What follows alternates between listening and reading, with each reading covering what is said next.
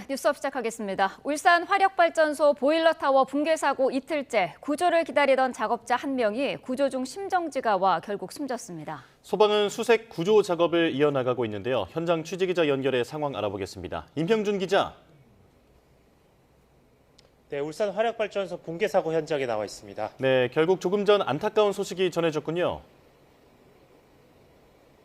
네, 소방당국은 조금 전 구조 대상자가 구조 작업 중 심정지가 심폐소생술을 했지만 오늘 새벽 4시 53분 의사의 사망 판정을 받았다고 밝혔습니다. 사망 판정을 받은 작업자는 어제 소방당국이 대화가 가능한 수준의 의식이 있다고 했던 40대 작업자입니다. 또 위치가 확인된 다른 한 명 역시 구조가 매우 어려운 상태고 사망한 것으로 추정된다고 말했습니다. 울산 화력발전소에서 철거를 앞둔 보일러타워가 붕괴하는 사고가 난 건 어제 오후 2시쯤입니다. 발파대 쉽게 무너지도록 구조물 일부를 잘라두는 취약화 작업을 하던 중에 타워가 무너지면서 9명이 사고에 휘말렸습니다.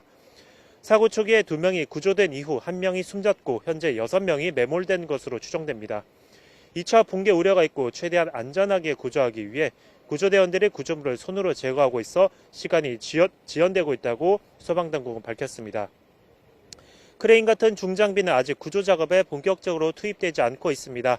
소방당국은 추가 붕괴 우려가 있어 전문가와 함께 중장비 투입 계획을 세우고는 있지만 구체적인 방법을 확정하지 못한 상황입니다. 무너진 보일러타워 양쪽에 있는 보일러타워 2채가 구조작업 중 무너질 가능성도 배제할 수 없습니다. 소방당국은 취약화 작업이 이뤄지지 않은 보일러타워엔 와이를 연결해 반대편 굴뚝에 고정할 계획이라고 설명했습니다. 매몰자 수색 구조 작업은 해가 뜨면서 속도가 더 붙을 전망입니다. 지금까지 울산 화력발전소 붕괴 사고 현장에서 YTN 임영준입니다.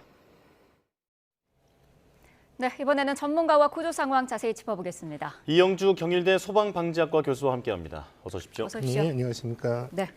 자, 방금 전해드린 것처럼 오늘 새벽에 매몰자 가운데 한 명이 사망한 것으로 이제 최종 확인이 됐고요. 또 위치가 확인된 다른 한 명도 사망으로 추정된다라고 하는데 지금 생사 여부를 확인할 수 없을 정도로 접근이 힘든 모양인가 보더라고요. 네, 맞습니다. 지금 이제 구조 중에 사망한 이 사망자 작업자도요. 사실은 지금 당장 발견된 게 아니라 사실 네. 어제 오후부터 발견이 돼서 네. 이게 굉장히 이제 잔해들도 많고 접근이 어렵기 때문에 구조대원들이 계속 이제 좁은 공간으로 들어가서 직접 흙을 파내면서 또 이를테면 구조물들을 절단해 나가면서 계속 접근을 하던 과정이었거든요. 네. 그런 과정에서 사실 오늘 새벽에 심정지가 와서 사실 이제 사망을 한 상황인데요. 이런 상황으로 본다면 지금 이제 한 명은 이렇게 구조 작업들이 이루어지다가 사망을 하셨지만 한 분은 위치 확인만 된 상태에서 사실은 구조 자체도 이루어지지 못한 상황이었는데 네. 지금 아마 생존 반응이 따로 없어 아직까지 이제 확인이 안 되기 때문에 사망한 것으로 이렇게 추정을 하고 있습니다. 이렇게 확인이 돼도 구조하기 어려울 정도로 지금 현재 현장 상황들이 굉장히 좀 어려운 상황이다 이렇게 보시면 되겠습니다. 네. 예, 이 사망한 작업자 사실 소통도 됐던 것 같은데 결국에는 목숨을 잃었기 때문에 더욱더 안타까울 수밖에 없는데 이제 밤새 진통제도 투여하고 그리고 담요까지 의료진이 전달해주고 했다고 하더라고요. 하지만 결국 사망하고 말았습니다. 어떤 일이 있었을까요?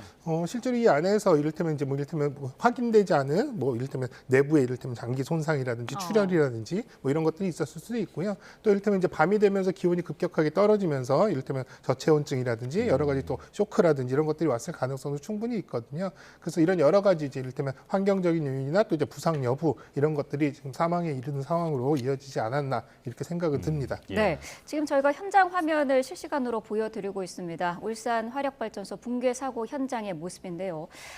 자재가 굉장히 복잡하게 지금 쌓여 있는 그런 모습인데 아직 지금 5명은 위치 확인도 안 된 상태잖아요. 예, 맞습니다. 최초의 작업자가 9명으로 파악이 됐고요. 붕괴 직후에 2명은 바로 이제 구조가 돼서 병원으로 이송된 상태고 위치가 확인된 2분 중에 이번에 1명이 사망하셨고 1명은 지금 현재 생존 반응이 없어서 사망자로 추정을 하고 있는데요. 네. 그럼 나머지 5분은 지금 현재는 위치 식별 자체도 안 돼 있는 상황. 한마디로 전체 잔해물에 완벽하게 밑에 깔려 매몰된 상황이라서 지금 생존 여부나 혹은 위치 확인 자체가 아예 안 된 상황이다 이렇게 보겠습니다. 네. 예.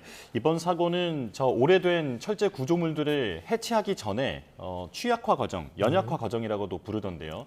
그 과정을 하던 직후에 하는 과정에서 이런 일이 발생했는데 정확히 어떤 그 작업입니까? 예, 실제로 여기는 이를테면 단순히 철거를 하는 부분들이 아니라 이제 폭발을 이용해서 이제 이 건물을 이렇게 이제 이 해체하는 그런 작업들로 진행이 되는데요. 이렇게 이제 발파를 해서 구조물들을 이제 해체하는 과정에서도 좀 더 효율적으로 또 그리고 또 위험한 방향, 예상치 않은 방향으로 건물이 넘어지지 않게끔 하기 위해서 일부 구조물들을 이제 절단하거나 취약화하는 이런 과정들이 필요합니다. 그래서 아마 발파 작업 이전에 구조물들의 주요 구조부라든지 또 설비들을 일부 절단하거나 해체하는 그래서 일단 발파 작업을 용이하게 하는 그런 작업들이 이루어진 상황인데요. 네. 그런 과정에서 사실상 이제 이런 사고가 발생을 해서 취약화하는 과정에서 그 취약부가 조금 더 영향을 많이 받는 상황에서 붕괴가 이루어지지 않았나. 그래서 취약화로 인해서 사실은 이제 붕괴가 이루어졌을 가능성 이런 부분도 충분히 염두에 두고 아마 나중에 조사가 될 것으로 보입니다. 네, 예. 지금 보시는 것처럼 뭐 콘크리트 기둥도 보이고 철제 파이프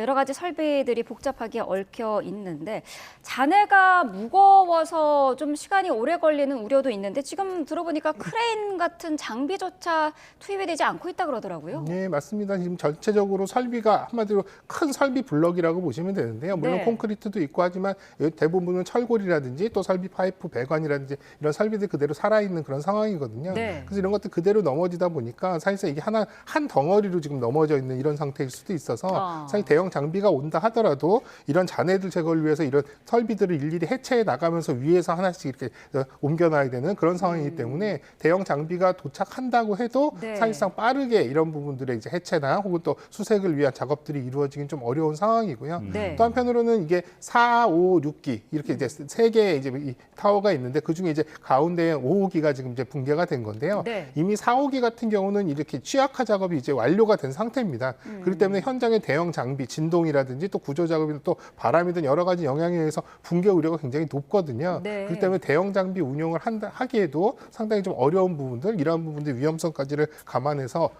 작업을 해야 되기 때문에 상당히 좀 시간은 지연이 될 수밖에 없는 상황이다 이렇게 보겠습니다. 네. 예, 그러니까 그냥 콘크리트 건물이라면 이제 부서진 잔해들이 어느 정도 좀 분리가 되어 있으니까 이렇게 중장비로 좀 걷어낼 수 있을 텐데 지금 이런 상황은 철골 구조물들이 서로 하나의 어떤 몸체를 이루고 있기 예, 때문에 맞습니다. 구조가 더욱 어렵다.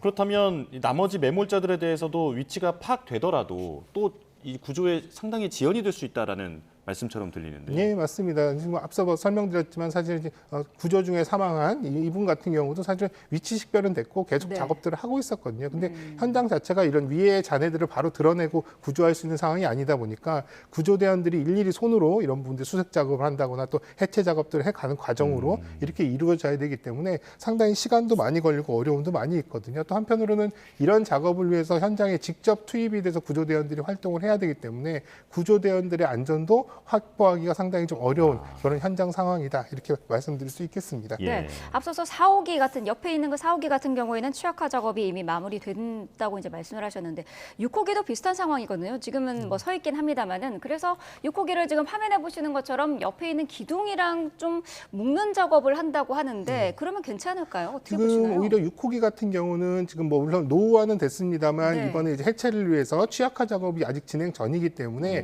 뭐 직접적인 붕괴 위험이 다른 4호기보다 높다고 이렇게 보긴 좀 어렵습니다. 그럼에도 네. 불구하고 일단 만약에 상황을 대비해서 주변에 이제 철골 콘크리트 구조물인 콘크리트 굴뚝에 일단 네. 이제 이 와이어로 이런 부분들 고정하는 이런 과정들을 이제 하겠다 이렇게는 발표는 됐는데요. 문제는 이제 6호기보다도 오히려 더 이제 붕괴라든지 여러 가지 취약성이 높은 지금 4호기가 문제거든요. 네. 4호기 같은 경우는 이 취약화 작업을 완료했기 때문에 이렇게 고정시켜서 묶거나 뭔가 힘을 가하는 것 자체가 사실 더 위험할 수가 있어서 이 4호기에 대한 부분들을 아직까지 명확하게 안전 조치를 한 이후에 작업을 할 수 있을지 이런 부분들은 좀 불명확한 상태입니다. 네. 예. 이 발파 작업 전에 취약화 작업을 하더라도 그래도 건물이 서 있을 수는 있도록 그 힘을 받는 부분은 철저히 계산을 해서 작업을 하지 않았겠습니까? 그런데 갑자기 왜 이렇게 무너졌을까요? 예, 그래서 이거는 뭐 여러 가지 가능성들이 있는데요. 아마 지금은 위에 구조 작업이나 수색 작업이 우선이 되니까 이 작업에 집중하느라고 이런 것들을 살펴볼 아직 여력은 없습니다만 네. 나중에 이제 이런 사고 조사 과정에서 이를테면 취약화를 위해서 구조물을 해체하거나 또 이를테면 이런 부분들이 작업을 하는 부위의 선정이라든지 또 이런 부분들 하중이라든지 구조에 대한 계산이라든지 보관이라든지 이런 것들이 충분히 제대로 이루어졌느냐라고 하는 부분, 또 하나는 이게 정확하게 제대로 이루어졌다 하더라도 현장에서 이행이 정확하게 됐느냐라고 하는 부분들, 또 한편으로는 이렇게 취약화 과정에서 발생할 수 있는 여러 가지 안전에 대한 부분들의 확인, 또 그리고 안전 조치들은 또 적정했느냐라고 하는 부분들은 사실은 조사 과정에서 조금 더 살펴봐야 되는 사항이다, 이렇게 보겠습니다. 네, 지금 어쨌든 남은 매몰자들이 남아 있기 때문에 구조 작업에 총력을 다해야 할 것 같은데 지금 상황에서 가장 중요한 거는 뭘까요? 일단 기본적으로 이렇게 매몰자들의 생존 시간, 생존할 수 있는 골든 타임이라고 하는 시간은 한 72시간, 한 3일 정도 보거든요. 네. 그렇기 때문에 사실 어제 발생했으니까 늦어도 내일까지는 어쨌든 생존에 계신 분들은 수색해서 구조할 수 있는 이런 좀 신속성이 필요한데, 네. 또 이런 신속성을 또 이제 중요시하다 보면 현장에 지금 여러 가지 안전 요인, 위험 요인이나 이런 것들이 많은 상태에서 또 추가적인 또 위험이 또 발생할 수가 있거든요. 그래서 어쨌든 지금 현재는 현장에서 구조 작업을 하는 작업 대원들의 안전에 대한 부분들의 확인, 이런 것도 굉장히 중요하고요. 그래서 현장에 투입될 때, 투입 전에 안전에 대한 조치들 확인, 현장의 안전에 대한 확인 사항 꼼꼼히 하셔야 되겠고, 또 장비들이나 이런 것들이 운용되면서 운영하는 과정에서 또 운영 이후에 여러 가지 또 이제 이 잔해물들의 어떤 균형이라든지 이런 것들이 붕괴되면서 추가 붕괴 우려, 이런 것들을 충분히 대비하면서 이런 수색 작업들이 이루어져야 할 필요성이 있다, 이렇게 보겠습니다. 네. 예.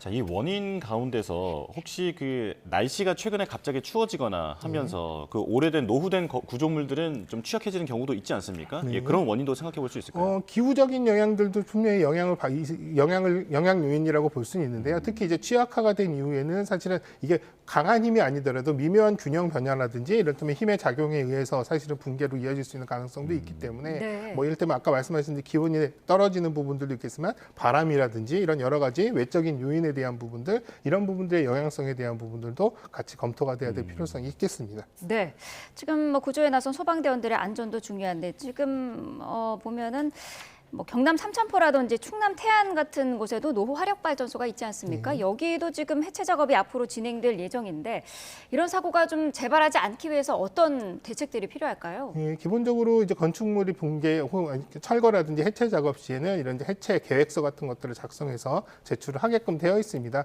다만 이제 이전까지는 대부분 이런 것들을 형식적으로 작성해서 제출하고 또 현장에서 제대로 이행하지 않는 경우들도 많았지만, 네. 광주의 이제 붕괴 사고 이후에는 이런 부분들 굉장히 적극적으로 검토하고 또 이런 것들 확인을 하거든요. 네. 그럼에도 불구하고 이렇게 특수한 구조물, 또 이런 부분에 또 특수한 이런 해체 방식을 사용하는 이런 현장의 경우에는 이런 안전 계획, 이런 조치 계획에 대한 부분을 좀 더 명확하게 또 기술적으로 충분히 좀 안전하게 검토가 돼야 될 필요성이 있고요. 네. 한편으로 이렇게 완벽하게 계획이 되어 있다 하더라도 현장에서 작업 절차의 이행이라든지 또 안전 조치가 정확하게 제대로 이루어지는지에 대한 부분들의 모니터링 확인들도 좀 더 필요해 보입니다. 네. 예, 자, 들으신 것처럼 어려운 상황입니다만 꼭 구조 소식이 추가로 들려왔으면 좋겠습니다. 지금까지 이영주 경일대 소방방재학과 교수와 함께했습니다. 고맙습니다. 고맙습니다.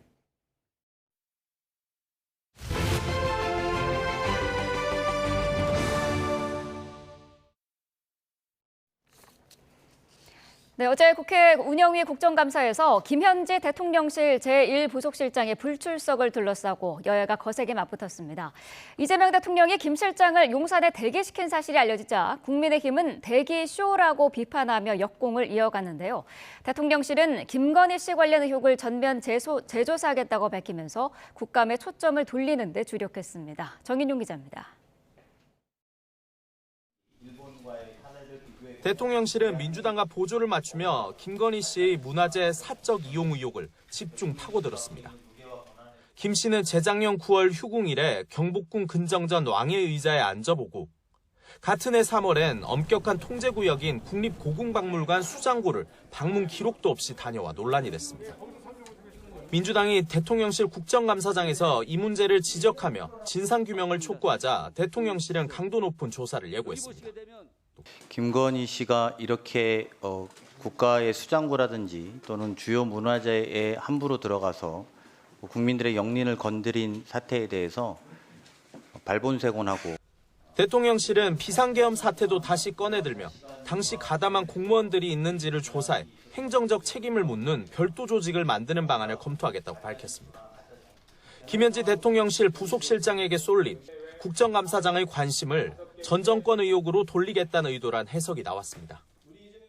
하지만 김현지 부속실장이 이재명 대통령 지시로 국회 국정감사 출석을 위해 용산 대통령실에서 대기 중이었다는 사실이 공개되며 다시 주도권은 야당으로 넘어갔습니다.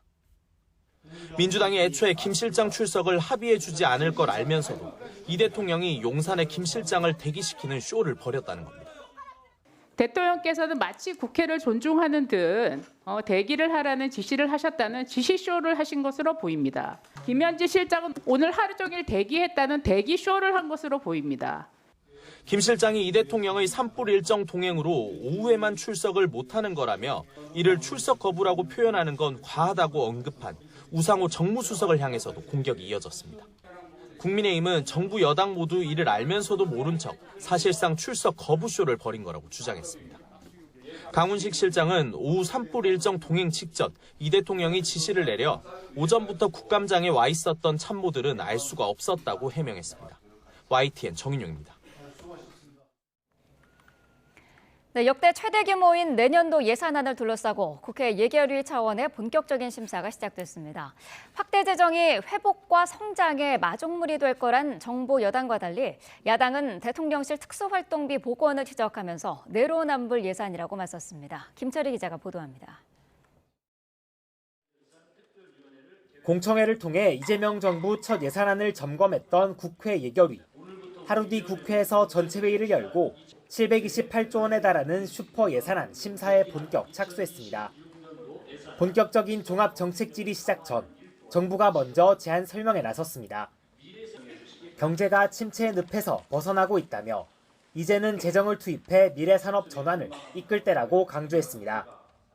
미래 성장 동력을 확보하여 우리 경제를 한 단계 조약시키는 것을 목표로 2026년 예산안을 마련하였습니다. 국민의힘은 민주당이 야당 시절 전액 삭감했던 특수활동비를 복원한 걸 두고 내로남불 비판을 이어갔습니다. 특활비 없어도 국정은 마비되지 않는다고 큰소리치더니 정권을 잡자마자 예산을 복원시켰다며 이제라도 석고되지 않은 한편 책임자들은 직접 예결위에 출석해 경위를 소명하라고 요구했습니다. 그때는 필요 없다던 예산이 지금은 왜 꼭 필요한지 비서실장이 직접 책임자로서 예결위에서 국민에게 한미 관세 협상이 국회 비준을 거쳐야 하는지를 두고도 여야 신경전이 이어졌습니다. 정부는 합의가 양해 각서, MOU 형태로 결정됐기 때문에 국회 비준이 필요 없다고 주장했지만 원칙적으로는 조약의 경우에는 비준을 해야 되는 것이고 그렇지 않은 경우에는 적정한 형식의 국회 동의. 야당은 중대한 재정적 부담을 지우는 입법 사항에 대해선 국회의 동의권을 부여한다는 헌법 60조를 근거로 절차를 지키라고 맞섰습니다. 매년 30조 원 가까이 미국으로 들어가야 되는데 국회 비준도 없이 대미 투자 특별법으로 하겠다. 국회를 존중하는 겁니까? 여야는 하루 더 종합정책 질의를 진행한 뒤 다음 주부터는 경제부처와 비경제부처로 나눠 부별 심사를 이어간다는 계획입니다. YTN 김철입니다.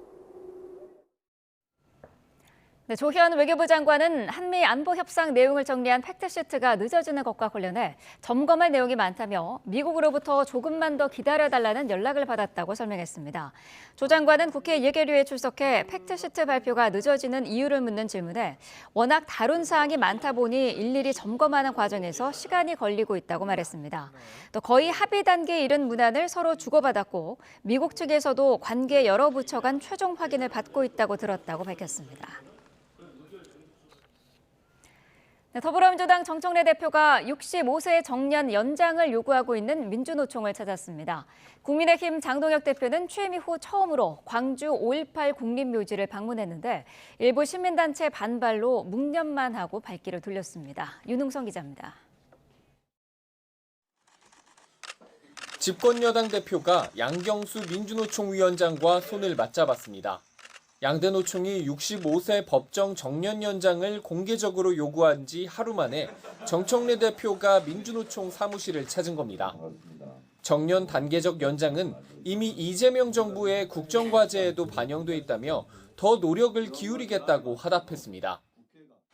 법정 정년 65세를 단계적으로 연장하는 일 역시 이미 이재명 정부의 국정과제에도 상당히 반영되어 있는 만큼 여러분들에게 조금이라도 도움이 될 수 있도록 노력하겠습니다.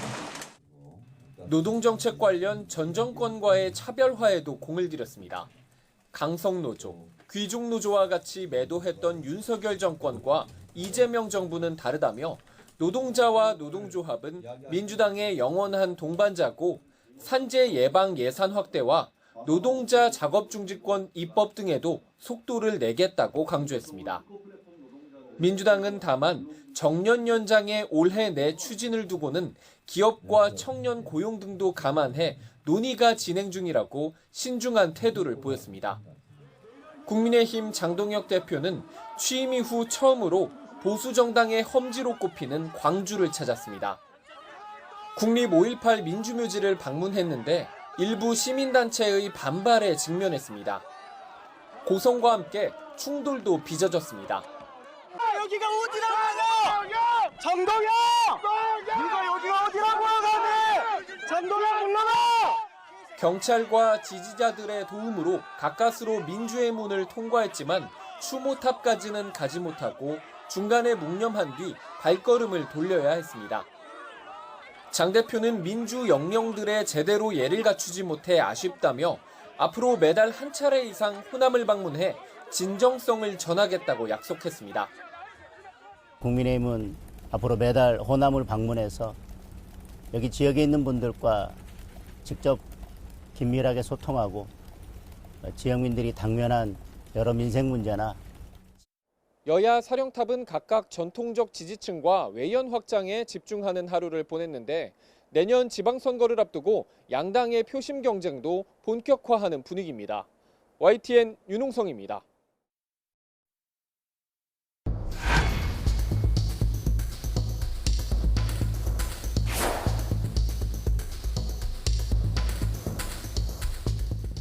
제가 김현지 부속실장 관련된 의혹을 집중적으로 제기하니까 민주당이 이렇게 조직적으로 입틀막하는 것에 대해서 저는 강력히 항의합니다. 어제부터 제가 얘기할 때마다 민주당 의원들이 다 방해를 하고요. 이렇게 계속 정쟁으로 감사가 이렇게 되는 게 옳을까요? 효율적인 감사를 위해서 잠시 정의하겠습니다.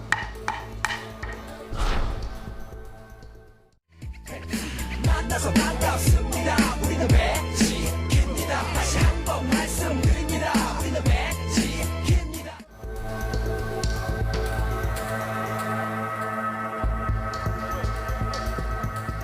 갑자기 이기현 의원이 육중한 몸집으로 다가오더니 폭력을 먼저 행사한 것은 몸을 던진 것은 송원석 대표입니다.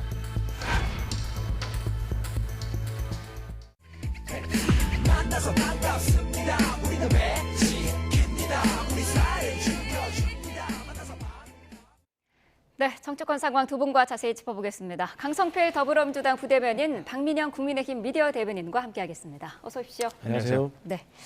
자, 어제 국회 운영위에서의 모습을 보셨는데요. 대통령실에 대한 국정감사가 열렸습니다.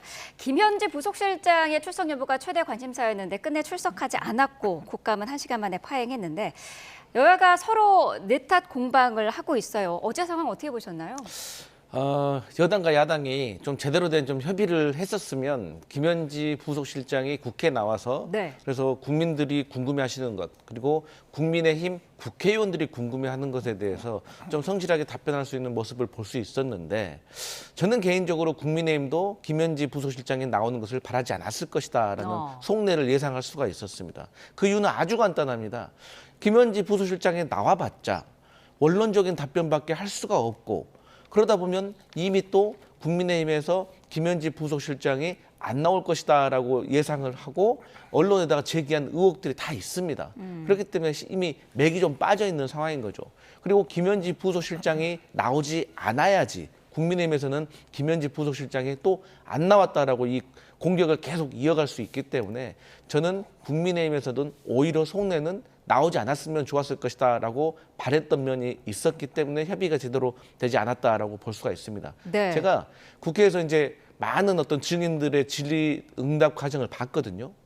제가 지금도 기억나는 게 과거에 모 건설사 회장이 나왔어요. 근데 흰머리가 지긋해가지고 국회의원들이 막 질의를 하는데 야, 저 나이 드신 분한테 우리가 이렇게 공격하면 되나라고 좀 회의감이 느껴질 정도 그런 분위기였는데 마지막에 끝무렵에 이분이 답변 하나를 잘못한 거예요. 그래가지고 그 질의가 오전에서 오후로 이어지고 오후가 다음 날로 이어져서 큰 사건이 일어났었거든요. 네. 마찬가지로 제가 만약에 국민의힘 국회의원이고 정말로 김현지 실장을 불러서 물어볼 게 있었다고 하면 그래 좋다. 오전만이라도 나와라 라고 해서 제대로 된 질의를 했으면 그것을 또 제대로 된 질의가 오후까지 이어지는 그런 모습을 보였을 텐데 그런 모습을 보이지 못한 것이 좀 아쉬웠다 이렇게 보여집니다. 네, 오전만 출석하는 것과 종일 출석하는 부분에서 서로 이제 요구하는 바가 달랐는데, 근데 어제 오후 상황을 보면은 김현지 실장이 용산에서 대기를 하고 있었다는 거잖아요. 이재명 대통령이 국회에서 부르면 나가라고 했다는 건데 이 부분은 어떻게 보세요? 일단은 현상금 1억 원을 걸어도 동창 한 명 나오지 않는 김현지는 대체 누구인가? 그것이 알고 싶다라고 하는 게 저희 국민 당원들의 염원이고 바람이기 때문에 저희 국민의힘은 당연하게도 김현지 부속실장을 국감장에 불러서 여러 질의들을 하고 싶었다라고 하는 것을 한 번 더 강조를 드리겠고요. 그러니까 법사위에 있던 주진우 의원까지 사보임을 해서 운영에 투입을 한 게 아니겠습니까? 결과적으로 우리 앵커께서 말씀하신 것처럼 지금 대통령실이 말이 바뀌었다라고 볼 수 있겠죠. 정확히는 여당에서는 김현지 실장이 오전에만 출석할 수 있다라고 하면서 반대를 했는데 막상 당일에는 저도 좀 당황스럽더라고요. 오후쯤 돼서야 대통령이 김현지 실장에게 대기령을 지시를 했다라고 전해지니까 이럴 거였으면 애초에 처음부터 오전 오후 다 합의를 할 수 있었을 것 같은데 왜 이미 합의가 파행되고 나서 당일이 되고 나니까 이런 대기쇼를 하는 건가 당연히 의구심이 들 수밖에 없지 않겠습니까? 그리고 김현지 부속실장은 왜 그렇게 수동적으로 행동을 하는 건가? 결과적으로 본인이 나오고자 하는 의지가 있었다라고 하면은 얼마든지 나올 수 있었을 것 같은데 굉장히 수동적으로 대기만 하는 모습들을 보여줬거든요. 그리고 심지어는 우상호 정무수석은 그런 사실도 몰랐다라고 합니다.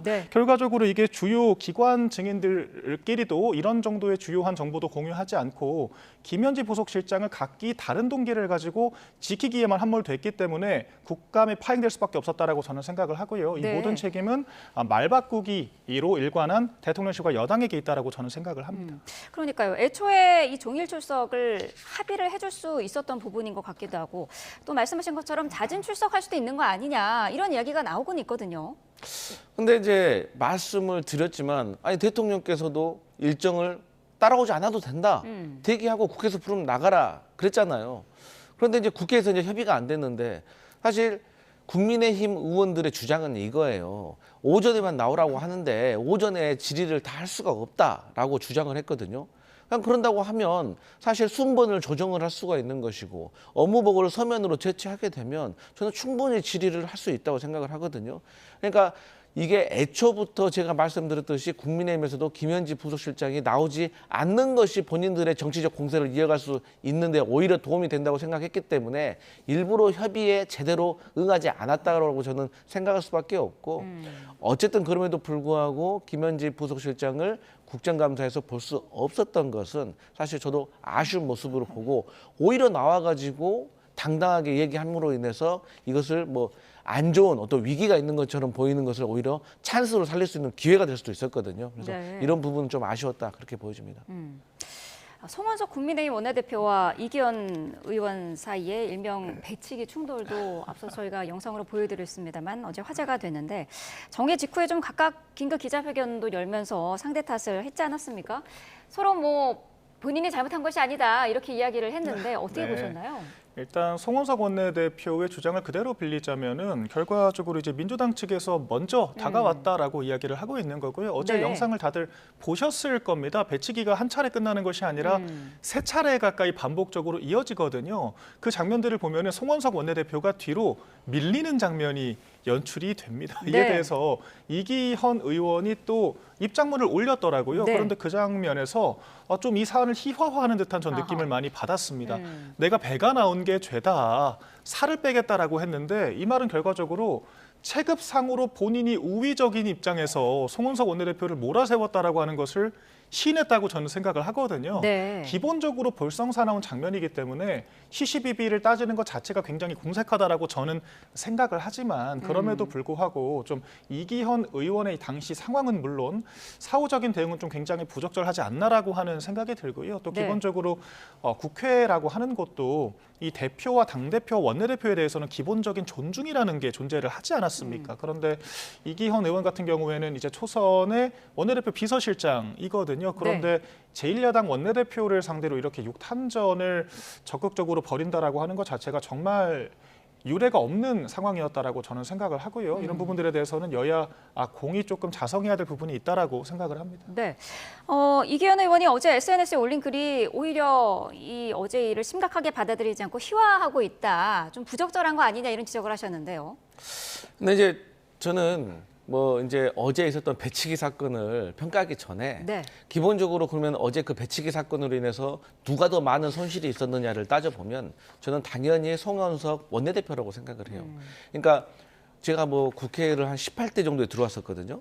그때 보면 사실 다른 당의 원내대표라고 하더라도 보통의 다른 당 초선 의원, 재선 의원도 함부로 하지 못합니다. 그만큼 이 존중의 대상이었어요.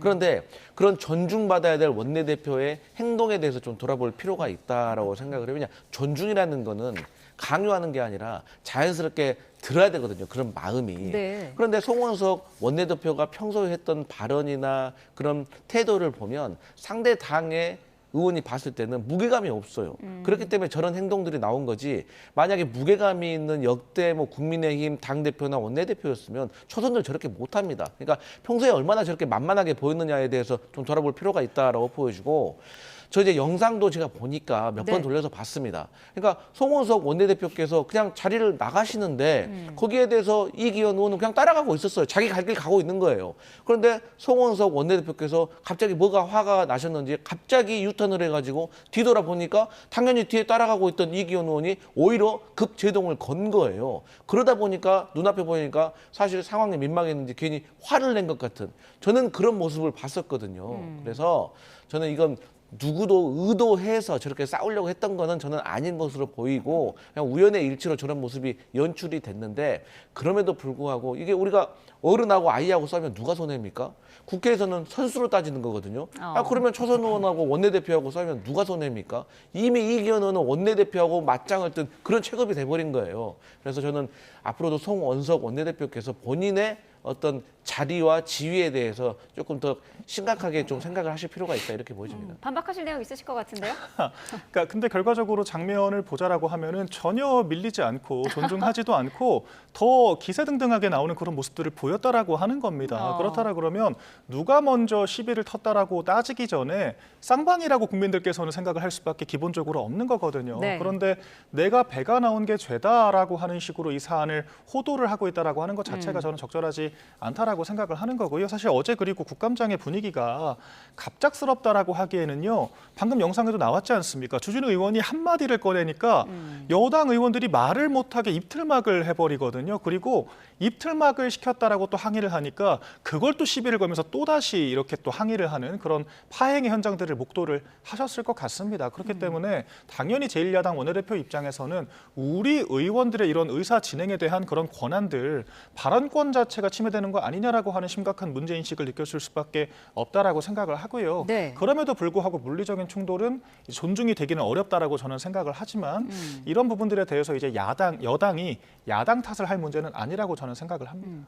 말씀하신 그 주진우 의원에 대해서는 민주당이 이해 충돌 논란을 지금 제기를 한 거거든요. 어떤 내용인지 설명을 좀 해주시죠. 그러니까 이제 이번 국정감사는 이재명 정부이긴 하지만 3분의 2 정도는 윤석열 정부에 대한 국정감사가 되는 것이고 네. 한 4, 5개월, 그러니까 3분의 1 정도가 이제 이재명 정부의 국정감사가 되는 거예요. 그런 차원에서 따진다고 하면 지난 3분의 2의 국정감사 기간에서 주진우 의원은 과거에 대통령실에 법률비서관을 지냈습니다.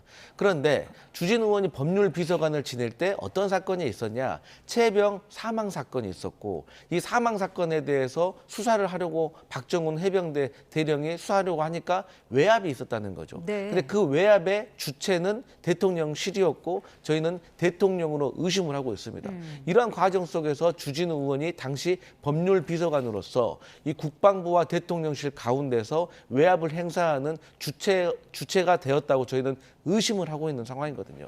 그렇기 때문에 주진우 의원이 운영에 나와서 대통령실을 감사한다는 것은 앞뒤가 맞지 않는다라는 것이죠. 그렇기 때문에 주진우 의원의 이해충돌을 저희가 지적을 하면서 주진우 의원을 또 갑작스럽게 사보임한 것은 네. 옳지 않다라고 지적을 한 겁니다. 네, 국민의힘은 어떻게 지금 입장을 정리할 수 일단은 있을까요? 민주당의 주장에는 좀 궤변이 있는 것이요. 지금 대통령실 출신이기 때문에 특검 수사 대상이 될 수가 있고 사법 리스크가 있다라고 하는 취지 아니겠습니까? 네. 근데 운영위에서는 대통령실 이슈를 다루지만 결과적으로 사법적인 이슈를 다루는 곳은 법사위거든요. 네. 주진우 의원은 법사위 위원으로 지냈다가 운영위로 사보임이 된 겁니다. 만약에 그런 논리라고 하면은 법사위에 있을 때부터 주장을 했었어야 하는데 오히려 법사위가 아니라 운영위로 옮기니까 그런 논리를 펼친다라고 하는 것은 결과적으로 김현지 부속실장이 나왔을 때 날카로운 질문을 받을 것을 우려해서 견제를 한다라고밖에 볼 수 없다라고 생각을 하거든요. 네. 그리고 어제 운영위에서 이미 대통령실 관련된 이슈들은 지나간 사안이었고요. 주요 화두가 되지도 않았습니다. 민주당이 억지를 쓰던데 윤석열 전 대통령과 윤석열 전 대통령실 출신의 행정관 70명을 부르자라고 또 제안을 역으로 했더라고요. 네. 그러니까 다른 말로는 김현지 부속실장의 체급을 전직 대통령 플러스 70명의 행정관급이라고 민주당이 자인한 꼴과 다르지가 않습니다. 그리고 민주당은 작년 국감에서 단독으로 김건희 여사에 대한 출석도 의결을 했었거든요. 그렇다라고 하는 것은 이 대체 김현지라고 하는 사람이 민주당에서 어느 정도로 중요한 존재인가 저희가 가늠도 찰 수 없을 정도라고 저는 생각을 하고 그리고 어제 국감장에서 김현지 부속실장의 출석을 해야 되는 이유들이 더 많이 드러났다라고 저는 생각을 합니다. 네. 제가 이 자리에서도 여러 차례 말씀을 드렸던 것 같은데 김현지 총무비서관 당시 강선우 여가부 장관 후보자에게 사퇴 요구를 했다라고 하는 보도가 있지 않았습니까? 네.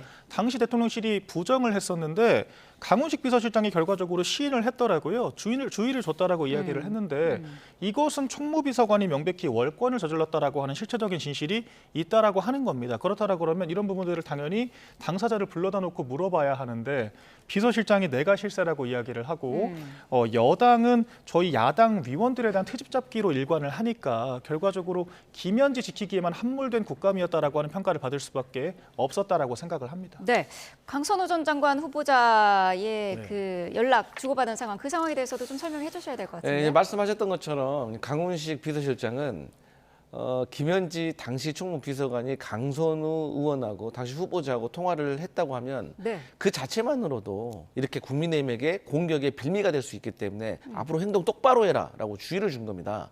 그런데 저는 이 시점에서 정말 국민의힘이 재밌어요. 왜 재밌냐? 대한민국에서 강선우 후보자를 사퇴시켜야 된다라고 가장 세게 주장했던 곳이 어디입니까? 국민의힘이에요. 국민의힘이 계속해서 강선우 사퇴해라 한 거거든요. 그러면 김현지 총무비서관이 당시에 사퇴하라고 하면은 국민의힘의 뜻을 받아서 도와준 거 아닙니까? 근데 도와준 사람들에게 그렇게 적반하장식으로 공격하는 건 어느 경우인 겁니까? 아니 사퇴하라고 해서 사퇴하는 게 좋을 것 같습니다. 여당의 의견을 전달해 준 사람한테 그렇게 잘못됐다고 말하는 건 그 앞뒤가 맞지 않잖아요. 그렇기 때문에 저는 이조차도 지나간 일인데 국민의힘에서 이 김현지 총무비서관을 당시에 이제 공격하기 위한 하나의 빌미라고 생각을 하는데 이조차도 강훈식 비서실장은 줘서는 안 된다. 그런 차원에서 김현지 부속실장에게 이제 주의를 줬다. 이렇게 보시면 될 것 같습니다. 네. 이건 좀 명확하게 해야 될 것이 그게 당위적으로 그렇게 해야 하는 것과 누가 그것을 어떤 절차를 가지고 하느냐는 전혀 다른 차원의 문제라고 전 생각을 하거든요.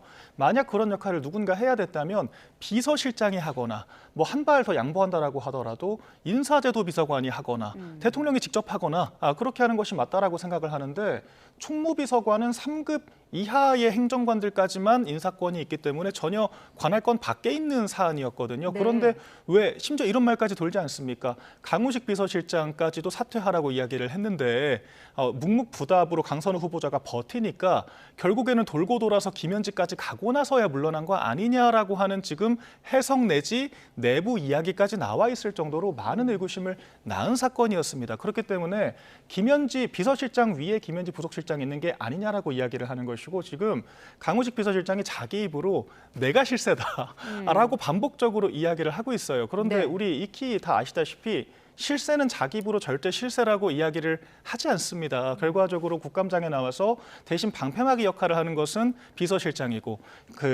김현지 부속실장 같은 경우에는 대통령실에 남아서 그저 대기령을 이행만 했다라고 하는 이 장면, 이 단면 자체가 국민들께서 여러 가지 생각을 하실 만한 부분이라고 저는 보여집니다. 네. 근데 이제 사실관계는 좀 바로 잡아야 돼요. 이런 게 잘못된 겁니다. 뭐가 잘못된 거냐? 사실관계가 정확히 확인되지 않은 거를 그야말로 정가에 놔두는 썰을 가지고 이게 마치 공식적으로 확인된 것 마냥 얘기하는 게 그게 저희 대통령실과 여당이 국민의힘에게 지적을 하는 겁니다.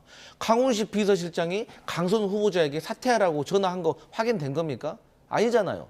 그리고 또 김현지 당시 총무비서관이 강선우 후보자에게 전화해가지고 당신 사퇴하세요. 아니 강훈식 비서실장이 전화했는데도 당신 가만히 있었다면서 사퇴하세요. 뭐 이런 내용 말한 거 확인됐습니까? 아니잖아요. 그렇기 때문에 저희 여당에서 대통령실에서는 국민의힘에서 나름대로 이렇게 지적하시는 건 좋지만 그럼에도 불구하고 마치 확인되지 않은 것을 마치 확인이 된 것처럼 공식화된 것처럼 얘기하는 거는 좀 자제해 주십사 하는 바람이 있습니다. 네, 짧게만 좀 덧붙이자면은 박찬대 당시 당대표 후보자도 SNS에 직접 사퇴 언급을 하기도 했었고요. 그 이전에 여당의 주요 관계자들도 강선우 후보자는 버티기 어렵다라고 공개적으로도 언급을 했었습니다. 그럼에도 불구하고 버티고 버티다가 사퇴를 했는데 그 직후에 나온 보도가 마지막에 결국 통화를 한 게 김현지 부속실장이었다라고 하는 보도가 있었기 때문에 합리적인 추론을 하는 것이다. 이렇게 말씀드리겠습니다. 네. 자, 예결위 상황도 좀 짚어보겠습니다. 관세 협상 후속 조치에 대한 질의가 쏟아졌는데 정부도 그렇고 민주당도 그렇고 이 한미의 관세 합의가 MOU 형태이기 때문에 국회 비준은 필요하지 않다라는 입장이에요. 이게 보니까 헌법 60조에 대한 해석이 조금 다른 것 같은데 어떻게 봐야 될까요? 맞습니다. 이제 헌법 60조에 보면 사실 이제 협약이 아니면은 사실 국회 비준을 받을 필요가 없다라고 되어 있지만 또 반면에 국가 재정에 어떤 중대한 부담이 된다고 하면은 또 거기에 대해서는 국회에 또 비준을 받을 필요가 있다라고 네. 하고 있어요.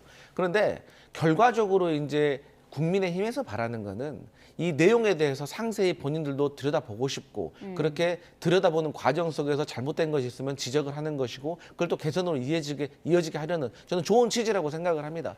그리고 저는 정부와 여당도 사실 그러한 국민의힘의 지적에는 사실 겸허하게 같이 협조를 해야 될 필요도 있다고 봐요. 네. 근데 이제 문제는 뭐냐면 지금 현재도 미국에서 제대로 된 지금 약속 사항에 대해서 결과가 확정되지 않은 상황이기 때문에 그것은 조인트 시트가 나오게 되면 그때 가서 또 상의를 해도 될 일이다. 그리고 추가적인 또 문제가 뭐가 있냐면 지금 미국의 연방통상법원에서도 1심, 2심에서 트럼프가 다른 나라를 상대로 관세를 부과한 것에 대해서 잘못된 것이다라고 결과를 내렸고 네. 이게 사실 내년 6월경에 또 상고심이 나올 줄 알았는데 이게 연내에 나올 것이다. 상당히 서두르는 것이고 이 결과가 상당히 안 좋을 것으로 쉽게 말해서 트럼프 당신이 다른 나라의 관세를 부과한 건 잘못된 것이다라는 결과가 나올 가능성이 매우 높다는 외신 보도가 있어요. 네. 그렇게 되면 사실상 지금 우리가 이렇게 소모적으로 농재영을 벌치는 자체가 의미가 있을까 그런 생각도 들거든요. 하지만 정부와 여당은 다른 나라와의 어쨌든 협약이라든지 조약이라든지 양해각서라든지 그런 내용에 있어서는 국민의힘 야당과는 철저하게 같이 공유를 하고 그 문제 어떤 확인을 해야 될 절차는 필요하다 그렇게 보여집니다. 국민의힘은 근데 이게 국민에게 어쨌든 상당한 재정적인 부담을 주기 때문에 당연히 비준 대상이라는 거잖아요. 맞습니다. 그리고 지난 8월경에 기억을 하실지 모르겠습니다만 정부도 국회의 동의가 필요하다라고 직접 시인을 했었습니다. 당시 그래서 저희 국민의힘에서는 야당에게 책임 떠넘기기 식의 지금 그런 발언을 하는 게 아니냐. 결과적으로 지금 협상 과정이 부담스러우니까 국회에게 공 떠넘기기를 하는 것이 아니냐라고 비판을 하기도 했었거든요. 네. 그와 전혀 별개로 당연히 이거는 헌법상으로 국회 비준을 받아야 하는 사안이라고 저는 생각을 합니다. 실제로 저희가 30조 이번 정권 출범 당시 추가 경정 예산을 집행을 할 때도 당연히 국회 동의가 있었던 것이고요. 지금 이 관세 협상이라고 하는 것도 총 현금 투자 규모만 3,500억 달러에 달하지 않습니까? 그중에서 매년 200억 달러를 투자하는 걸로 지금 합의가 될 확률이 굉장히 높다라고 전해지고 있는데 우리 돈으로 현 환율로 매년 30조 가까운 돈을 투자를 해야 한다라고 하는 거거든요. 그런데 또 나오는 보도들을 보면은 200억 달러는 고사하고 매년 65억 달러 정도를 우리가 융통하는 것도 어려운 실정이다라고 지금 얘기를 하거든요. 그렇다라 그러면 이 재정을 어떻게 마련을 할 것인가, 뭐 국채를 발행을 하든가 아니면 국민연금을 건드리든가 결과적으로 국민 국민들에게 굉장한 피해를 주는 방향으로 결정을 할 수밖에 없을 거라고 생각을 하거든요. 네. 그렇기 때문에 이런 중대한 예산에 대한 집행 결정에 대해서는 당연히 국회 비준이 필요하다라고 저는 생각을 하고요. 그 과정에서 우리 강성필 부대변인 말씀하신 것처럼 야당이 당연히 관련 내용들을 검토를 하고 견제를 할 수 있어야만 하는 겁니다. 그게 국민들의 이익을 극대화하는 방향이라고 생각을 하고요. 이에 대해서 대통령실이 또 오다 보도를 보니까 이게 국회 동의가 필요 없다라고 결론을 냈다라고 지금 전해지고 있는데 대통령실은 이런 사안들에 대해서 결론을 낼 만한 유권 해석의 권한이 없거든요. 그렇기 때문에 좀 겸손하게 국정을 할 필요가 있다라고 생각을 하고요. 국익을 극대화하기 위해서라도 야당의 역할을 충분히 부여를 하고 보장을 하는 것이 맞다라고 보여집니다. 네, 자 예결위 상황까지 짚어봤습니다. 여기까지 듣겠습니다. 강성필 더불어민주당 부대변인, 박민영 국민의힘 미디어 대변인과 함께했습니다. 고맙습니다.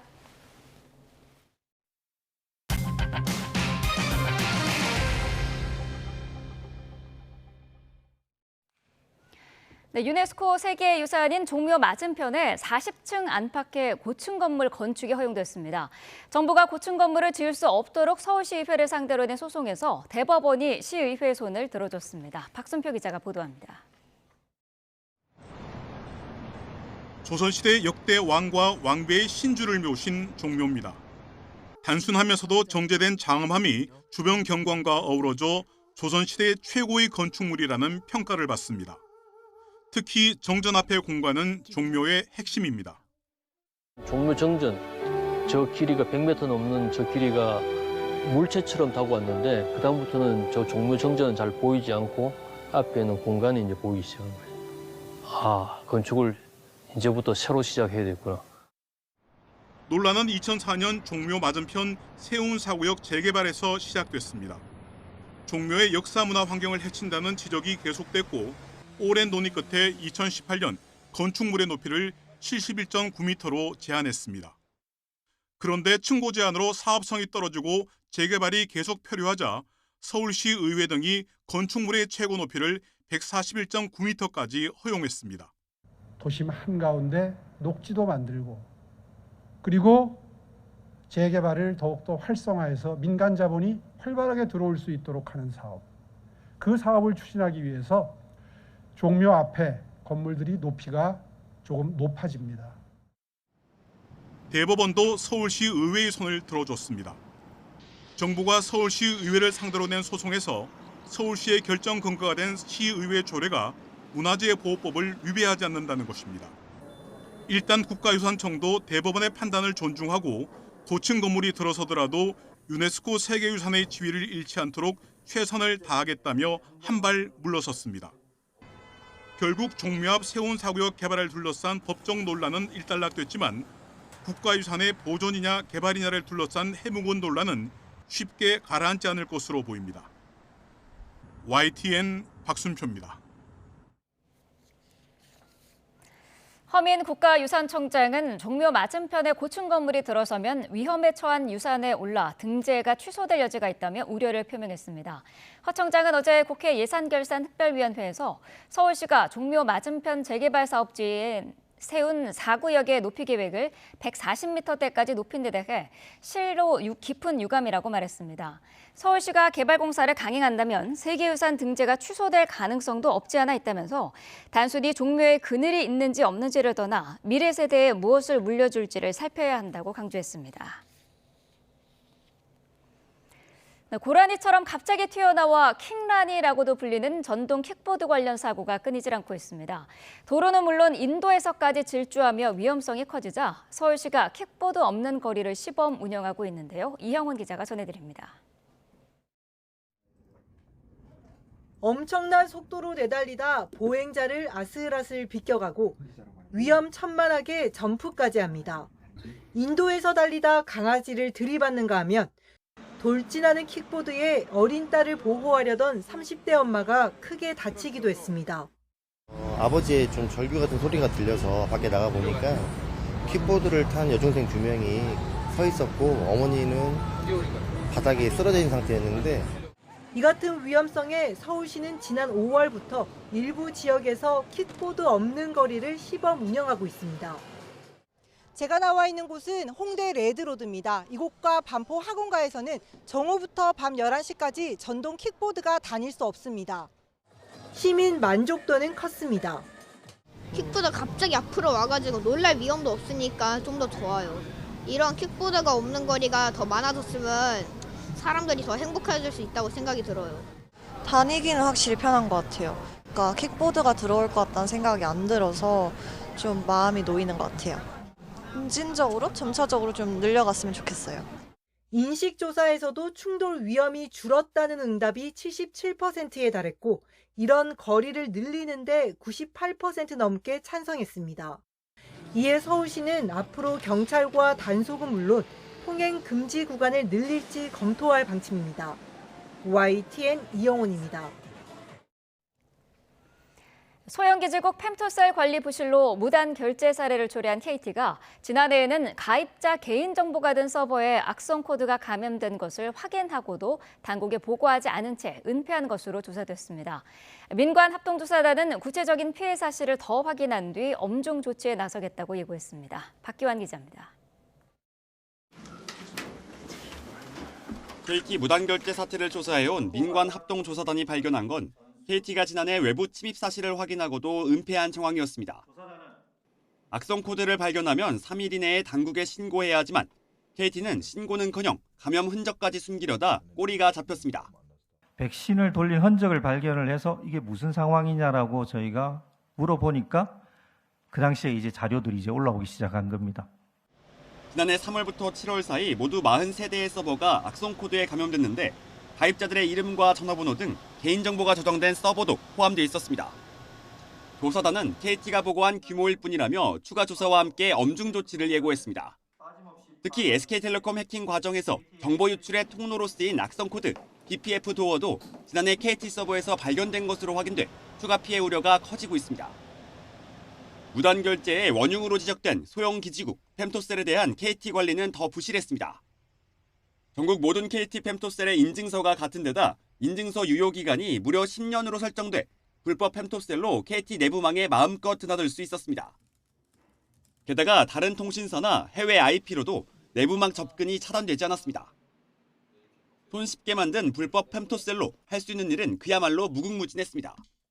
불법 펜토셀을 통해 결제 인증 정보뿐만 아니라 문자, 음성통화 탈취가 가능한지에 대해서도 전문가 자문 및 추가 실험 등을 통해 조사해 나갈 계획입니다. KT는 악성 코드 침해 사실을 알고도 신고하지 않은 사실 등 지연 신고에 대해 송구하다며 펜토셀 관리 체계를 강화하겠다고 밝혔습니다. YTN 박견입니다. 이재명 대통령이 지난해 12.3 비상계엄 관련 내란 외환 의혹을 수사하는 조은석 특별검사팀의 수사기간 연장 요청안을 제가했습니다. 대통령실 관계자는 YTN에 이 대통령이 어제 특검 수사를 통해 내란 청산과 국민 통합이 이루어질 수 있도록 내란 특검법상 허용된 마지막 수사기간 연장을 승인했다고 밝혔습니다. 이어 이재명 정부는 앞으로도 헌법과 민주주의를 수호하고 국민 주권을 실현하기 위해 최선의 노력을 다하겠다고 강조했습니다. 이 대통령의 재가로 내란 특검팀의 수사 기간은 12월 14일까지로 한 달 더 늘어났습니다. 윤석열 전 대통령과 부인 김건희 씨가 오늘 같은 시간 다른 법정에서 재판을 받습니다. 전직 대통령 부부의 구속 기소가 처음인 만큼 법원에 동시 출석하는 것도 헌정사 첫 사례입니다. 우종훈 기자입니다. 윤석열 전 대통령과 부인 김건희 씨에 대한 재판이 서울중앙지방법원에서 동시에 열립니다. 김건희 씨의 주가 조작 등 혐의 재판은 오전 10시 10분부터 진행되고 윤 전 대통령 체포방해 등 혐의 공판은 이보다 5분 늦게 시작합니다. 두 사람 다 출석하겠다는 입장이라 처음으로 같은 법원, 다른 법정에서 재판을 받게 됐습니다. 전직 대통령 부부의 구속 기소가 처음인 만큼 동시에 법원을 출석하는 것도 헌정사 첫 사례입니다. 다만 법원에서 윤 전 대통령 부부가 대면할 가능성은 없을 거로 보입니다. 각각 서울구치소와 남부구치소에서 호송 차량을 타고 법원에 도착하면 이후 교도관 인솔하에 곧장 법정으로 가기 때문입니다. 법무부 교정본부도 불필요한 논란을 없애기 위해 점심 식사를 포함한 윤 전 대통령 부부의 시간대별 동선을 미리 분리한 것으로 알려졌습니다. 윤 전 대통령 재판에는 박종준 전 대통령 경호처장과 체포 당시 현장에 있었던 공수처 검사가 증인으로 나옵니다. 김건희 씨 공판에는 대선 여론조사를 무상 제공한 명태균 씨와 도이치모터스 주가 조작 1차 주포 이정필 씨 등에 대한 신문이 이루어집니다. YTN 우종훈입니다. 민중기 특검팀이 목걸이와 금거북이 등 각종 금품 수수 의혹과 관련해 김건희 씨에게 오는 24일 소환을 통보했습니다. 김 씨에게 금거북이를 주고 공직을 청탁했다는 의혹을 받는 이배용 전 국가교육위원장은 휠체어를 타고 특검에 출석했습니다. 임예진 기자가 보도합니다. 특검이 김건희 씨에게 오는 24일 오전 10시에 소환을 통보했습니다. 지난 9월 25일 기소 이후 첫 조사를 한 지 2달 만인데 서희건설 측이 제공한 나토 순방 귀금속 의혹을 조사하기 위해서입니다. 특검은 김 씨가 서희건설로부터 반클리프 앤 아펠 목걸이 등 고가의 장신구들을 받은 대가로 이봉관 회장 사위의 인사에 힘을 써줬다고 보고 있습니다. 특검은 앞서 조사가 이뤄진 김상민 전 검사 관련 사건을 제외한 이른바 매간 매직 의혹을 전반적으로 조사한다는 계획입니다. 앞서 2차례 소환에 응하지 않다가 결국 휠체어를 타고 특검에 출석한 이배용 전 국가교육위원장에 대해서도 캐물을 걸어 보입니다. 금거북이랑 한지 공예품 전달하신 이유가 뭡니까? 공직 청탁 목적이셨어요? 전달하신 이유가 뭡니까? 적격성 검토. 이 전 위원장은 참고인 신분으로 출석했지만 특검은 조사 내용에 따라 피의자로 전환될 수 있다고 가능성을 열어둔 상황입니다. 특검은 이 전 위원장이 윤 전 대통령 부부에게 금거북이 등 각종 선물을 건넨 대가로 위원장직을 얻어냈다고 의심하고 있습니다. 결국 매간매직 의혹의 종점은 공직자인 윤 전 대통령으로 향하는데 특검은 김건희 씨 조사 이후 윤 전 대통령도 잇따라 소환한다는 구상입니다. 수사 막바지 특검이 본격 매간매직 의혹을 정조준하는 모습인데 앞서 조사실 영상중계 문제로 김 씨 변호인단이 변협에 진정까지 낸 상황에서 김 씨가 다시 특검 조사실에 앉을지는 미지수입니다. YTN 임혜진입니다. 전해드린 대로 윤석열 전 대통령 부부가 오늘 나란히 법원에 출석합니다. 5분 간격으로 재판이 시작되고 법정도 다른 층에 있는 터라 서로 마주치는 일은 없을 것으로 보이는데요. 법적 쟁점들 박성배 변호사와 이야기 나눠보겠습니다. 어서 오십시오. 안녕하십니까. 네. 자, 오늘 오전 10시 10분은 김건희 씨의 재판, 그리고 10시 15분은 윤석열 전 대통령의 재판인데 동선을 교정 직원들이 미리 나눠놨다고요? 사실 윤 전 대통령 부부가 전직 대통령 부부로서 동시에 법정에 출석하는 것이 헌정사상 처음입니다. 무엇보다 김건희 씨 재판이 5분 일찍 시작하고 김건희 씨는 3층에서 윤 전 대통령은 4층에서 재판을 받는 만큼 구속된 피고인이 서로 마주칠 일이 없습니다. 그럼에도 불구하고 특히 교도관이 구속 피고인을 인솔해와서 법정 옆 공간에 대기하다 법정에서 호명하면 출석하는 만큼 전혀 동선이 겹칠 일이 없음에도 불구하고 논란을 차단하기 위해서 법무부 교정본부가 두 사람의 동선을 사전 분리했다고 합니다. 일촉즉발의 상황 내지는 돌발 상황을 대비한 사전 조치로 보이는데 법원이 오늘 청사 경비에 많은 시간을 할애해야 할 것 같습니다. 예. 자, 그렇다면 각자 재판의 쟁점을 짚어보겠습니다. 윤 전 대통령 재판에서는 박종준 전 경호처장에 대한 증인 신문이 재개되고요. 그리고 체포영장 집행 당시 현장에 있었던 공수처 검사도 증인으로 채택이 됐는데 당시 상황을 재구성하는 데 주력할 것으로 보입니다. 어떤 질문이 나올까요? 박종준 전 경호처장은 지난 기일에도 증인으로 출석하였다가 오늘 반대 신문이 이어질 것으로 전망됩니다. 무엇보다도 윤 전 대통령 측이 반대 신문을 통해서 특수공무집행방해에 해당하지 않는다는 진술을 끌어낼 것으로 보이는데 윤 전 대통령은 당시에 공수처의 수사권이 존재하지 않았다든가 나아가서 나름대로는 박종준 전 경호처장이 경호처장으로서의 업무를 다하였을 뿐 특수공무집행 방해 의사가 없었다는 점을 끌어내는 데 주력점을 둘 것으로 보입니다. 다만 이와 관련해서 특검 측은 재차 재신문을 할 수도 있는데 윤 전 대통령 측의 진술에도 불구하고 당시 경호처 간부 실무자들의 진술을 근거로 특수공무집행 방해죄가 성립한다는 재주신문을 단행할 가능성이 높아 보입니다. 나아가서 공수처 검사의 경우에는 체포영장 집행 당시 현장 상황과 당시 경호처의 진입 차단의 구체적인 실행 내역을 확인하는 절차를 밟을 것으로 보이는데 상황에 따라서는 재판장이 직접 공수처 검사에게 당시의 구체적인 현황에 대해 일일이 물어보고 공무집행 방해에 해당하는 정황이 있는지 파악하는 절차도 밟을 것으로 전망됩니다. 예, 지난 공판 때 박 전 처장은 그 윤 전 대통령이 본인에 대한 계엄 수사에 상당히 불만이 많다라고 얘기를 했고, 그래서 윤 전 대통령의 지시에 따랐을 뿐이다라는 얘기인 건데, 그렇다면 윤 전 대통령 측에는 상당히 불리한 진술 아닙니까? 반드시 그렇게만 볼 수는 없을 것 같습니다. 예. 박 전 처장의 진술은 나름대로는 당시의 상황이나 자신의 생각을 진술하고 있는 것으로 보이는데 윤 전 대통령 측이 공수처 수사에 대해서 상당한 불만을 가졌다는 부분은 언뜻 윤 전 대통령에게 불리해 보이지만 경호처장으로서 체포 시도를 해올 때 체포를 해가시라고 길을 열어줄 수는 없었다는 취지의 진술도 하고 있고 예. 윤 전 대통령 측의 당시 주장 중에서 체포 영장을 막을 수는 없지만 적어도 압수수색 영장은 군사 기밀 보호 시설로서 충분히 막을 만한 근거가 있었다는 진술도 하고 있습니다. 나름대로는 윤 전 대통령에게 불리하기도 유리하기도 한 증언을 하고 있는데 다만 박 전 처장의 이와 같은 진술은 법적 근거에 대한 진술로서 재판부는 사실관계 진술을 듣고 싶어하지 법적 근거 진술은 스스로 판단하기 마련입니다. 이와 같은 진술이 딱히 윤 전 대통령에게 최종적으로 유리하게 작용할지는 지켜봐야겠습니다. 예.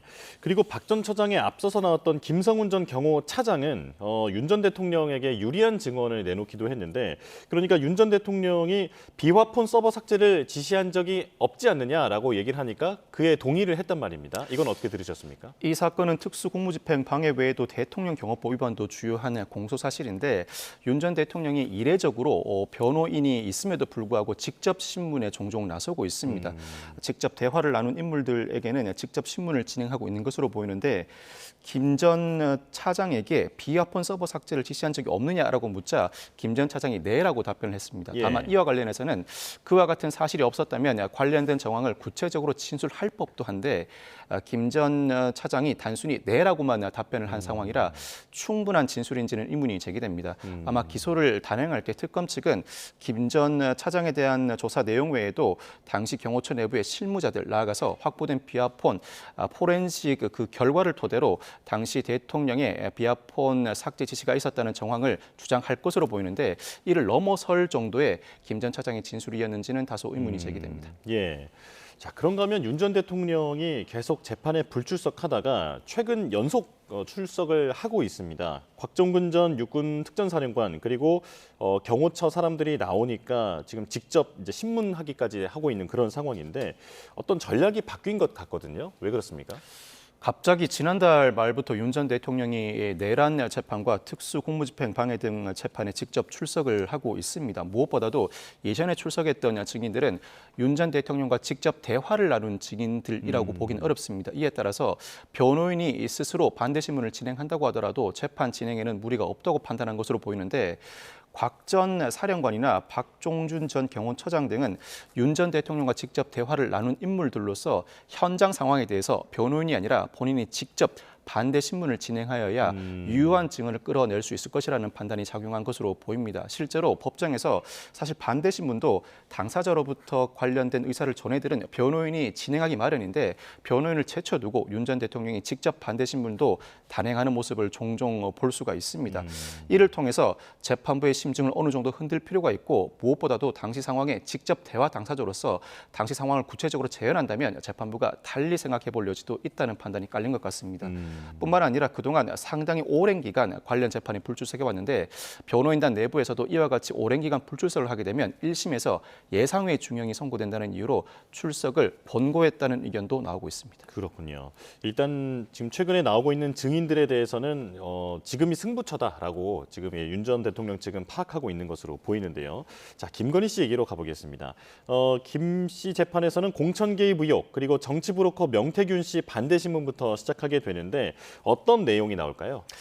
명태균 씨 반대 신문은 김 씨 측 변호인이 진행하게 됩니다. 무엇보다도 김 씨가 명태균에게 여론조사 결과를 제출해달라고 요구한 바 없는 것 아닌가, 일방적으로 여론조사 결과를 제시해줘 본 것에 불과한 것 아닌가의 신문이 집중될 것 같습니다. 나아가서 이 사건이 문제되기 이전부터, 즉 대통령에 당선된 이후에 김 씨가 명태균 씨와 관계 끊기를 진행해 왔다는 점에 대해서도 신문이 집중될 것으로 보이는데 아마 김 씨 변호인과 명태균 씨 간의 입씨름이 상당히 오랜 기간 지속될 가능성이 높아 보입니다.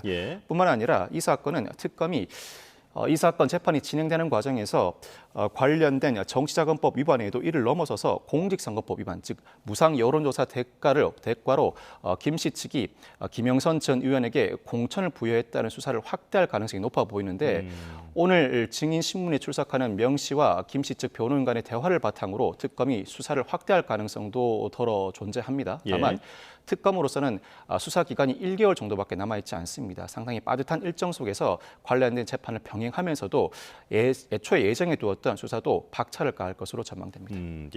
자, 그런가 하면 지난 그 서울시 국감에서도 부각됐던 내용인데, 그러니까 내일 원래는 오세훈 서울시장과 명태균 씨의 대질 신문이 예고돼 있지 않았습니까? 그런데 명태균 씨가 갑자기 안 나가겠다라고 하는데 왜 그런 겁니까?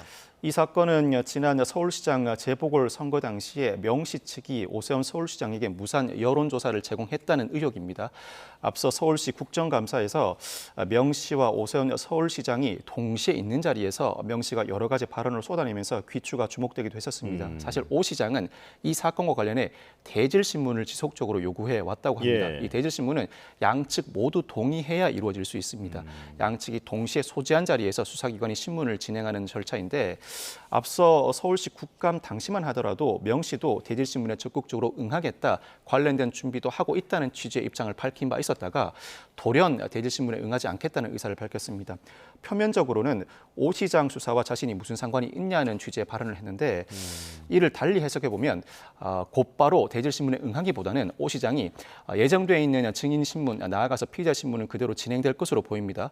오 시장이 피의자신문 과정에서 발언한 내용은 귀추가 주목되는 사안이라 외부의 언론을 통해 알려질 것으로 전망되는데, 오 시장의 발언 내용을 듣고 사후에 준비해서 대응하겠다는 전략으로도 읽히는 대목입니다. 자, 그리고 김건희 씨 재판에는 그 도이치모터스 주가 조작 1차 주포로 지목이 된 이정필 씨도 증인으로 나오는데 앞서 징역 2년 유죄를 선고받지 않았습니까? 지금 특검은 김건희 씨와의 연결고리를 지금 파고 있는 상황인데 어떤 유의미한 진술이 나올까요? 이미 이정필 씨는 주가 조작 1차 주포로 지목돼 구속 기소되었고 징역 2년을 선고받은 바도 있습니다.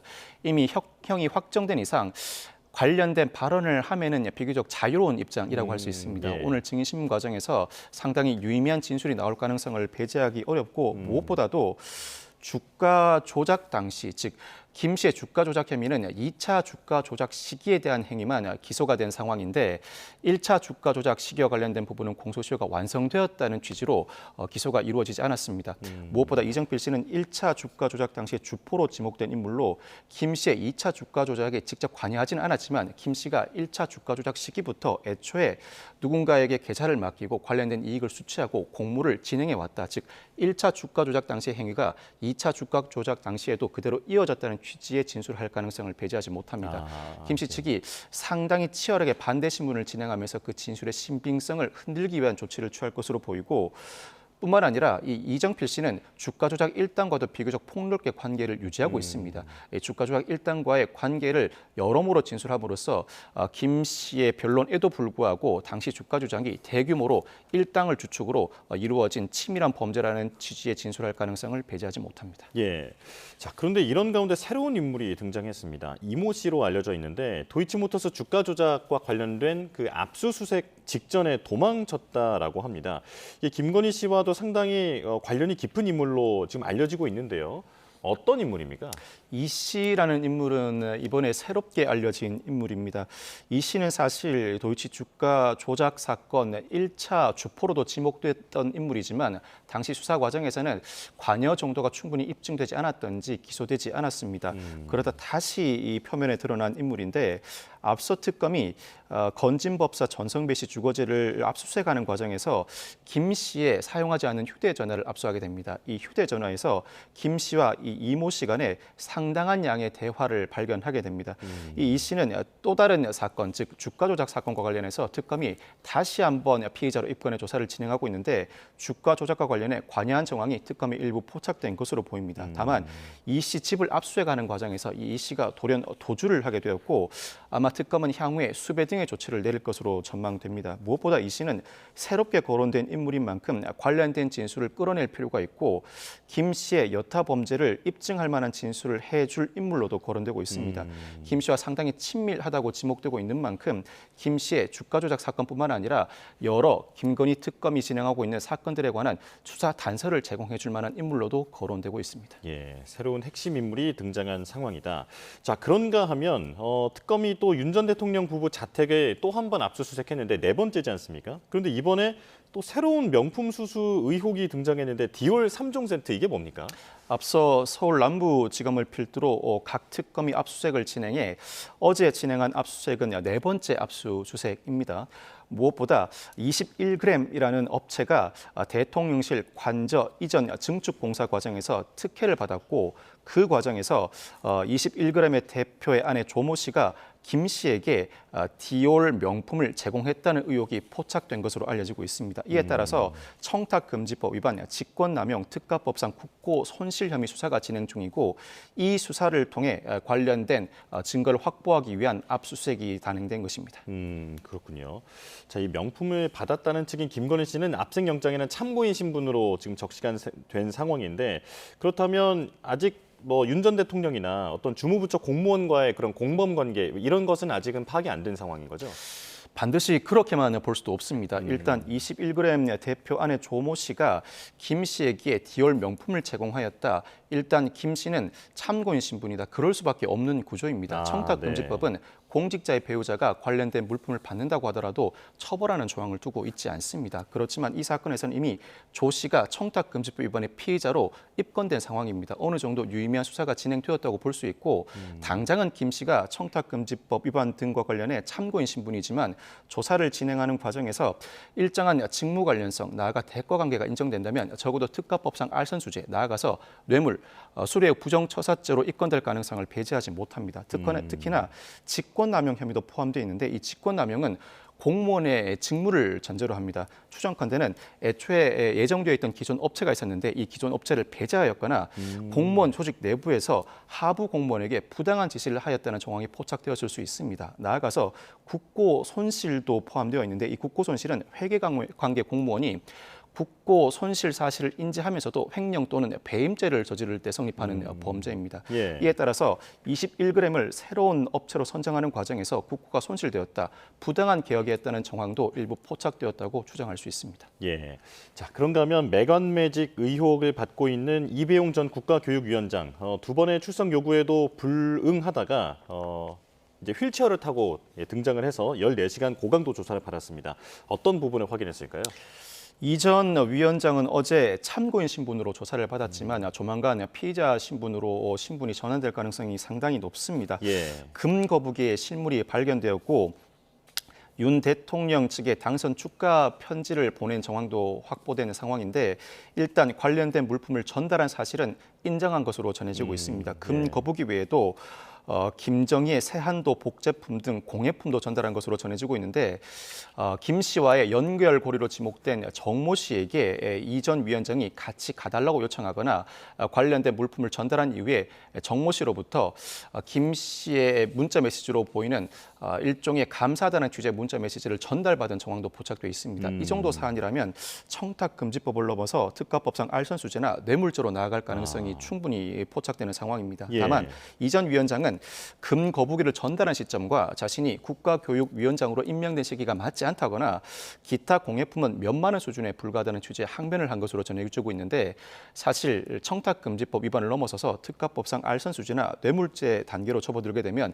가액은 크게 문제되지 않습니다. 관련된 물품이 제공되고 그 대가로 국가교육위원장이 임명되었다면 그 자체로 범죄는 성립할 수 있습니다.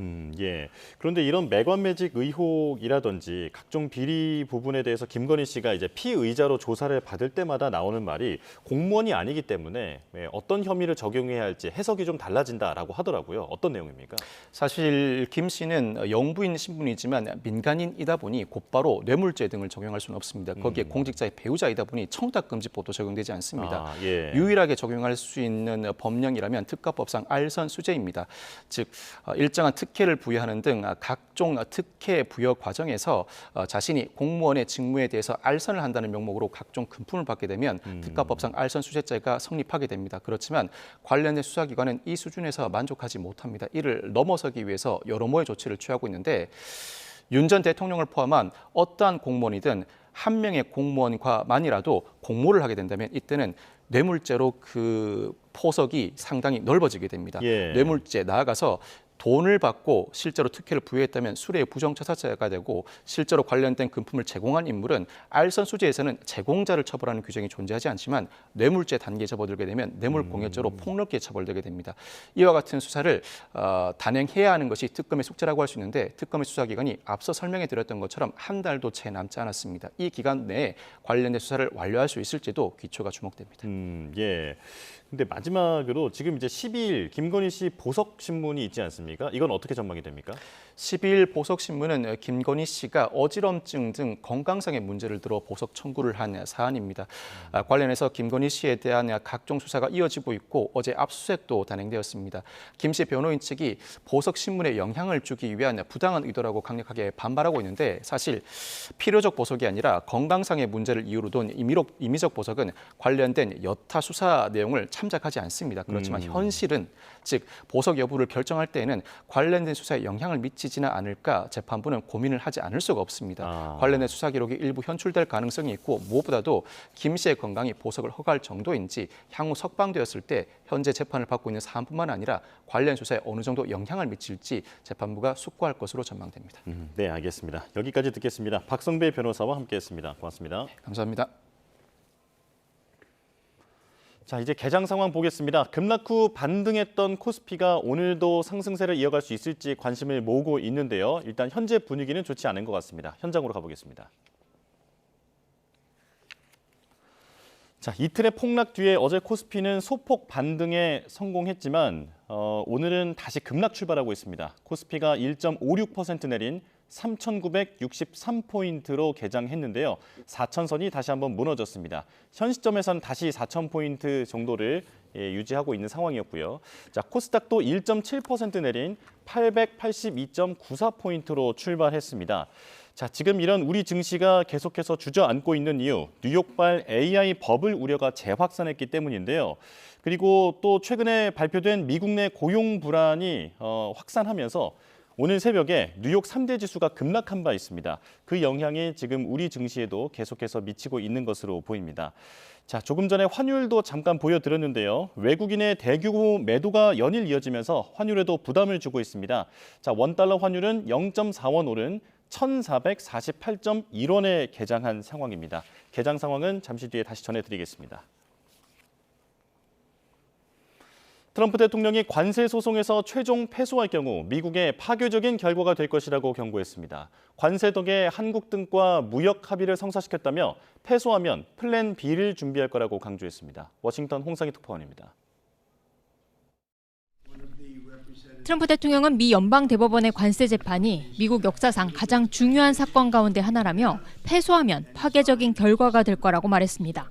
관세가 위법이라고 최종 판단할 경우 각국의 수조 달러를 되돌려줘야 한다는 겁니다. You have a lack of economic strength. That's national security also. But we have great national security because of those tariffs. So I think it would be devastating if we lost that ruling. 관세 덕에 유럽연합과 일본은 물론 한국과 3,500억 달러 규모의 무역 합의를 성사시켰다고 강조했습니다. 그러면서 불리한 결과가 나온다면 플랜 B를 가동할 거라고 말했습니다. 연방대법원이 심리해서 트럼프 대통령의 관세 부과에 회의적인 시각을 보이면서 공화당 소속 연방하원 의장도 거들고 나섰습니다. 트럼프 대통령이 법적 권한을 넘어섰다면 자신이 선을 넘었다고 직접 말했을 거라며 국가비상경제권한법에 따른 관세 부과가 적법하다고 강조했습니다. Because I believe that what he's done is well within the bounds, and so we'll see what the court does. And heaven forbid if it were reversed, because it would create chaos. 제이미슨 그리어 미 무역대표부 대표는 관세 소송에서 최종 패소할 경우 소송을 낸 기업들에 돌려줘야 할 금액이 1,000억에서 2,000억 달러가 될 거라고 말했습니다. 우리 돈으로 140조 원이 넘는 규모입니다. 이미 1심과 2심에서 관세 부과가 불법이라고 판단한 가운데 보수 성향 대법관들까지 비판적 태도를 보이면서 트럼프 대통령이 가장 큰 업적으로 꼽고 있는 관세 정책이 위기를 맞게 됐습니다. 하지만 관세 소송에서 패하더라도 무역확장법 232조나 무역법 301조를 내세워 관세 부과를 멈추지 않을 전망입니다. 세계 무역 질서를 기운들고 있는 트럼프 대통령의 관세 정책에 대한 미 연방 대법원의 최종 판결은 내년 초쯤 나올 것으로 예상됩니다. 워싱턴에서 YTN 홍상입니다. 네, 울산 화력발전소 붕괴 사고와 관련해 속보가 들어왔습니다. 소방당국이 울산 발전소 붕괴 사고에서 매몰자 1명을 추가로 발견했다라는 소식이 들려왔는데요. 자, 오늘 아침에 사망자 1명이 발생한 상황인데 지금 매몰자 1명을 추가 발견했다라고 소방당국이 밝혔습니다. 자, 원래 오늘 오전 9시에 소방당국이 브리핑을 할 예정이었는데 이 부분도 지금 잠정 연기가 된 상황인데요. 이런 가운데 매몰자 1명을 추가 발견했다라는 소식이 전해졌습니다. 자, 현재 7명이 매몰되어 있는 가운데 발견된 2명 중 의식이 있던 1명이 사망했고 그리고 나머지 1명도 사망한 것으로 추정이 되는 상황이었는데요.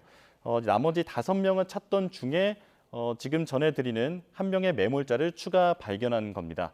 자, 다시 전해드리겠습니다. 울산 발전소 붕괴 사고와 관련해서 매몰자 1명을 추가 발견했다는 소식이 들어왔습니다. 오늘 아침에 1명의 사망자가 발생했는데 지금 매몰자 1명이 추가 발견됐는데요. 현재 이 매몰자의 상태에 대해서는 조금 더 자세한 소식이 들어오면 전해드리도록 하겠습니다.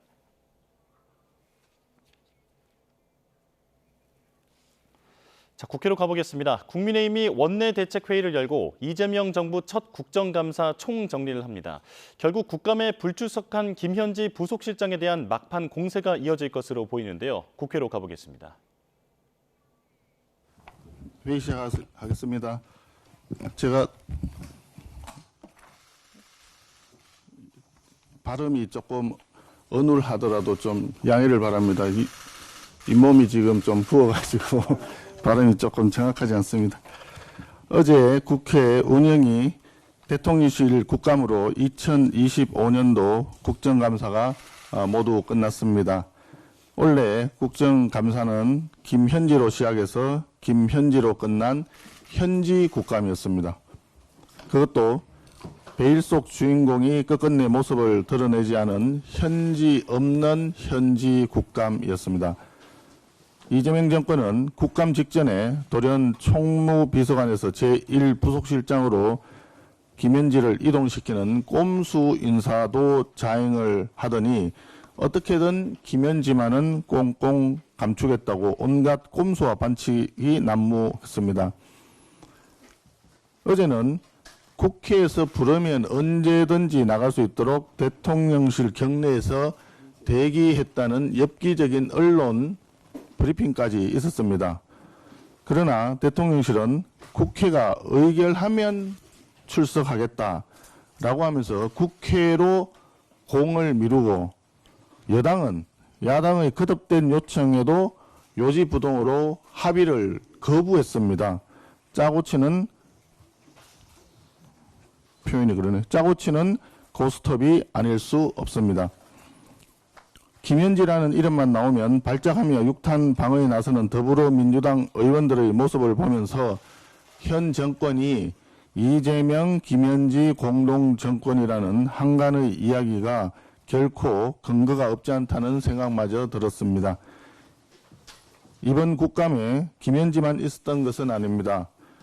조일의 대법원장을 감금하고 온갖 모욕을 주는 것도 모자라서 대법원의 대법정 법대를 두 발로 짓밟아버린 더불어민주당 법사위원들의 만행을 국민은 기억하고 있습니다. 신성한 국정감사를 딸 결혼식 축의금 한탕벌이의 계기로 써먹으려 했던 최민희 과방위원장의 위법 행위는 국감의 흑역사에 길이 남을 것입니다. 한편 국민들께서는 국감다운 국감을 보셨다는 평도 있습니다.